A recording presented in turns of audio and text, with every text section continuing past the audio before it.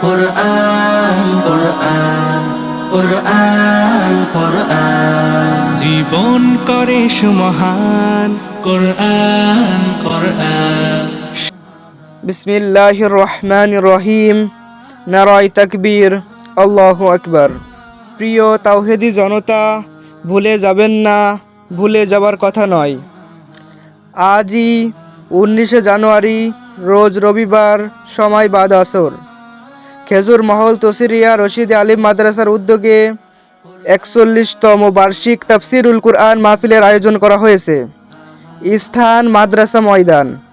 উক্ত অনুষ্ঠানের প্রধান বক্তা হিসেবে আলোচনা পেশ করবেন আন্তর্জাতিক খ্যাতিসম্পন্ন মুফাসসির কুরআন আলহাজ হযরত মাওলানা professor doctor B M. Mafizur Rahman Al Azhari.